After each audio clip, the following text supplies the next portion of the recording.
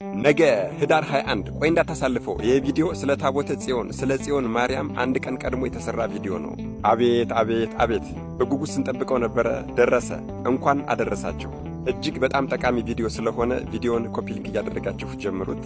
ነገ ህዳር 21 አቤት አቤት አቤት! አንድ ቀን ቀረው። ይህንን ቪዲዮ አንድ ቀን ቀድሜ የሰራሁበት ምክንያት ምዕመኑ የበዓሉን ምንነት እንዲያውቅ፣ ለምን እንደሚከበር እንዲያውቅ፣ እንደዚሁም ደግሞ ከበዓሉ የሚገኘውን በረከትና የዚህን በዓል ትልቁን ቃል ኪዳን እንዲረዳ ብዬ ነው። ኧረ ለመሆኑ ህዳር ጽዮን ማርያምን ለምን እናከብራታለን? ጽዮን ማለት ምን ማለት ነው? ታቦት ማለት ምን ማለት ነው? ጽላት ማለትስ ምን ማለት ነው? ጽዮን ማርያም ታቦተ ጽዮን እንዴት ወደ ኢትዮጵያ ገባች? የህዳር ጽዮን ማርያምን በማክበራችንስ የተሰጠን ቃል ኪዳን የምናገኘው በረከትስ ምንድን ነው? እሺ እኔ ከበዓሉ ጋር የተያያዙትን እነዚህን ሐሳቦች አጠር አድርጌ እናገራለሁ። እናንተ ደግሞ አደራ እንደተለመደው የምትችሉ 21 ጊዜ የማትችሉ ደግሞ ቢያንስ 3 ጊዜ ኮፒ ሊንክ በማድረግ ለሁሉም ሰው እንዲዳረስ አድርጉልኝ። ለቤቱ አዲስ የሆናችሁን ፎሎ ማድረግ እንዳይረሳ እላለሁ። እናታችን ጽዮን ማርያም፣ ጽዮን ማለት ጸወን አምባ መጠጊያ ማለት ሲሆን አንድም በሚስጥሩ ማኅደረ አምላክ ማለት ነው። ጽዮን የሚለው ስም በቁሙ ለቅዱስ ዳዊት ተራራና ለኪዳነ ጽላቱ ሲያገለግል፣ በትንቢታዊ ሚስጥሩ ግን ለቅድስት ድንግል ማርያም ለቅድስት ቤተ ክርስቲያንና ለዘለ ዓለማዊት ርስት ያገለግላል። እግዚአብሔር ከዘመነ አበው በኋላ ለእስራኤላውያን ክብር፣ ሞገስ፣ አምባ መጠጊያ እንድትሆናቸው ታቦተ ጽዮንን በቅዱስ ሙሴ አማካኝነት ሰጥቷቸዋል።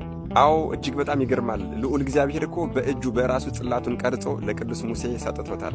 ታቦተ ጽዮንም ለ500 ዓመታት ለ500 ዓመታት ከእነሱ ጋር በመቀመጧ በፈጣሪና በእነሱ መካከል ድልድይ ሆና እስራኤልን ለ40 ዓመታት መራቻቸው። አማሌቃውያንን በኃይሏ አጠፋችላቸው። ዮርዳኖስን አሻገረቻቸው። የኤርትራን ባህር ከሁለት ከፍላ በየብስ እንዲጓዙ አደረገቻቸው።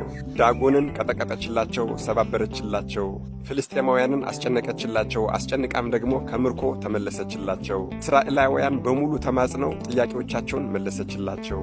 በድንኳን ውስጥ እግዚአብሔር በእርሷ አማካኝነት ተገለጸላቸው። ከእናንተ ጋር ነኝ አላቸው። ኧረ እንዲሁ በአጠቃላይ በእግዚአብሔርና በእስራኤል መካከል ድልድይ ሆና ለ500 ዓመታት ከኖረች በኋላ ከዚያም ባለቤቱ ልዑል እግዚአብሔር ሲፈቅድ በዘመነ ሳባ በቀዳማዊ ምኒልክ እብነ መለክ እብነ ሐኪም አማካኝነት ህዳር 21 ቀን እናታችን ቅድስት ሳባ ባሰራችላት ቤተ መቅደስ ህዳር 21 ቀን ወደ ኢትዮጵያ ገብታ በቤተ መቅደሷ ተቀምጣለች ማለት ነው።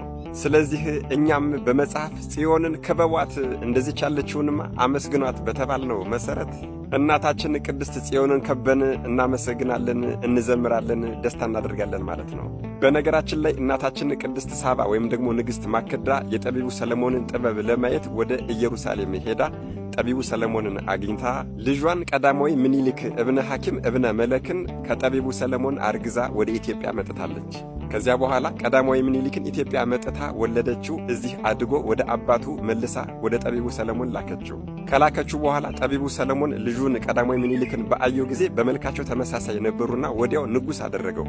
የእስራኤል ሰዎችም እንዴት ለሁለት ንጉሥ እንገዛለን ባሉ ጊዜ ጠቢቡና ንጉሡ ሰለሞንም ይህንን ልጅን ወደ አገሩ እንድልከው ከፈለጋችሁ ሁላችሁም የመጀመሪያ ልጃችሁን ስጡኝ አላቸው። እርሱም የእስራኤላውያንን የመጀመሪያ ልጆች ለቀዳማዊ ምኒልክ ሰጥቶ ወደ አገሩ ወደ ኢትዮጵያ ሊልከው እየተዘጋጀ እያለ ሊቀ መላእክት ቅዱስ ሚካኤል ከልዑል እግዚአብሔር ታዝዞ ለሊቀ ካህኑ ተገለጸለትና የታቦተ ጽዮንን ቤተ መቅደስ ታቦተ ጽዮን ያለችበትን ቤተ መቅደስ እኔ እከፍትልሃለሁ፣ አንተ ደግሞ ታቦተ ጽዮንን ይዘህ ከቀዳማዊ ምኒልክ ጋር ወደ ኢትዮጵያ አብረህ ሂድ አለው። ከዚህ በኋላ እንግዲህ አምደ ብርሃን እየመራቸው ሊቀ መላእክት ቅዱስ ሚካኤል ብርሃንን እያሳያቸው በቀዳማዊ ምኒልክ አማካኝነት ታቦተ ጽዮንን ወደ ኢትዮጵያ ይዘዋት መጥተዋል ማለት ነው። ይሄም የተባረከ ወደ ኢትዮጵያ የገባችበት ቀን ደግሞ ህዳር 21 ቀን ነው። ከዚህ በኋላማ ወገኖቼ ታቦተ ጽዮን ወደ ኢትዮጵያ ከመጣች በኋላ በጣና ቂርቆስ ገዳም ለብዙ ዓመታት ተቀምጣለች። ጎጃም መርጦ ለማርያም ውስጥ ተቀምጣለች። ወሎ ውስጥ ተደባበ ማርያም ተቀምጣለች። በመጨረሻም አክሱም ጽዮን ላይ ሄዳ ተቀምጣለች። አሁንም ድረስ በዚያው አለች። እነሆ በኢትዮጵያም የ3000 ዓመታት ዘመን ልትደፍን ጥቂት ዓመታት ብቻ ናቸው የቀራት። ልዑል እግዚአብሔር እኮ ለኢትዮጵያ ያደረገላት ቸርነትና ምሕረት እጅግ በጣም ይገርማል ወገኖቼ። ይሄው በጌታ ፈቃድ በእርሱ በራሱ ፈቃድ ቅዱሱን ዕፀ መስቀልና ጽዮን ማርያምን ይዘን ተቀምጠናል። እጅግ በጣም አይገርማችሁም? ይሄም ሆኖ ግን ታቦተ ጽዮንን መስረቅና መውሰድ የሚፈልጉ ብዙ ቀሳጤዎችና ወንበዴዎች እንዳሉ እናውቃለን። እኛ ግን አንጨነቅም። አንጨነቅም። ምክንያቱም የመጣችውም የምትጠበቀውም በባለቤቱ በልዑል እግዚአብሔር በቸርነቱ ነውና እንጸልያለን እንጂ አንጨነቅም። በተለያየ ወሬም ራሳችንን አናማጥንም፣ አንጨነቅም። ባለቤቱ ራሱ ከፈቀደ ልትሄድ ትችላለች። የትኛውም ጉልበተኛ ቢመጣ ሊያስቀራት አይችልም። በነገራችን ላይ ታቦተ ጽዮን በአብዛኛው ጽላተ ኪዳን፣ ታቦተ ሕጉ እየተባለች ትጠራለች። ጽላት በብዙ ቁጥር ቢሆንም ሰሌዳ ማለት ሲሆን ኪዳን ማለት ደግሞ በሰውና በልዑል እግዚአብሔር መካከል ያለ ውል ስምምነት ማለት ነው። ታቦት ማለት ደግሞ ማህደር፣ ማደሪያ ማለት ሲሆን ሕጉ የተጻፈባቸውን ጽላት፣ ስላደው ወይም ደግሞ ሰሌዳ ስንላቸው ማደሪያውን፣ መቀመጫውን ደግሞ ታቦት፣ ማደሪያ፣ ማህደር እንለዋለን ማለት ነው።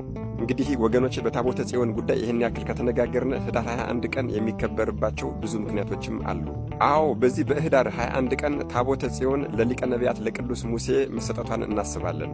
ታዲያ ወገኖች ይሄ ሲሆን ሊቀ ነቢያት ቅዱስ ሙሴ 40 መዓልትና 40 ሌሊት ጾሞ ታቦተ ጽዮን እንደተቀበለ ሳንዘነጋ ማለት ነው። እኛ ህዳር ጽዮን ስናከብር ቀጥታ የገባችበትን ቀን ስናከብር ምንም ሳንጾም፣ ሳንጸልይ፣ ሳንሰግድ ሊሆን ይችላል።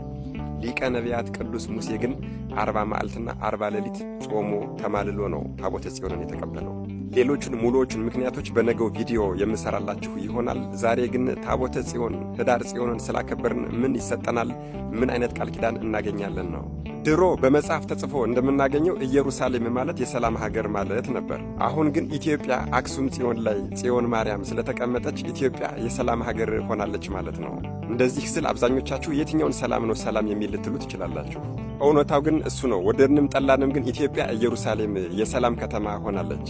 እንዴ አዎ ኢየሩሳሌም እኮ ሰላም የሰላም ሀገር የተባለች እኮ ጽዮን ስለነበረች እኮ ነው። ስለዚህ ጽዮን ማርያም ደግሞ ታቦተ ጽዮን ወደ ኢትዮጵያ ስለመጣች ኢየሩሳሌም ሆናለች ኢትዮጵያ የተባለው ለዛ ነው። የሰላም ከተማ ሆናለች። በሱ ነው እንደምትገረሙት እናንተ። ቀድሞ ታቦተ ጽዮን ወደ ኢትዮጵያ መጣችና ኢትዮጵያ የሰላም ከተማ ኢየሩሳሌም ተባለች። በኋላ ደግሞ እውነተኛይቱ ጽዮን ቅድስተ ቅዱሳን ቅድስት ድንግል ማርያም ወላዲተ አምላክ ልጇን ወዳጇን ይዛ ወደ ኢትዮጵያ መጣች። አይገርማችሁም? በጣም ቀድሞ 10ቱ ትእዛዛት የተጻፈባት ታቦተ ጽዮን ወደ ኢትዮጵያ መጣችልን። በኋላ ደግሞ እውነተኛው አካላዊ ቃል በማኅፀኗ የተቀረጸባት እናታችን ቅድስተ ቅዱሳን ቅድስት ድንግል ማርያም ወደ ኢትዮጵያ መጣችልን። ቀድሞ የእግዚአብሔር የቃል ኪዳኑ ታቦተ ጽዮን ኢትዮጵያ መጣችልን። የእግዚአብሔር የቃል ኪዳኑ እናታችን ቅድስተ ቅዱሳን ቅድስት ድንግል ማርያም ደግሞ ኢትዮጵያ መጣችልን። ቀድሞ ከማይነቅዝ እንጨት የተቀረጸችው ታቦተ ጽዮን ኢትዮጵያ መጣችልን። በኋላ ደግሞ ሞት የማይለውጣት እናታችን ቅድስተ ቅዱሳን ቅድስት ድንግል ማርያም ኢትዮጵያ መጣችልን። ቀድሞ እስራኤላውያንን ከዓለት ላይ ውሃ እያፈለቀች ያጠጣቻቸው፣ መናን ከደመና ለ40 ዓመታት እያወረደች የመገበቻቸው፣ የኤርትራን ባህር የከፈለችላቸው፣ ዮርዳኖስን ባህር ያሻገረቻቸው የሕጉ ታቦተ ጽዮን ወደ ኢትዮጵያ ገባችልን። በኋላ ደግሞ የሕይወት እንጀራን የሕይወት ውሃን ያመጣችልን ዓለምን የፈጠረ መድኃኔዓለም ኢየሱስ ክርስቶስን በሆዷ ያዘችው እናታችን ቅድስተ ቅዱሳን ቅድስት ድንግል ማርያም ኢትዮጵያ መጣችልን። ቀድሞ ዳጎንን የቀጠቀጠችው ጽዮን ማርያም ኢትዮጵያ መጣችልን።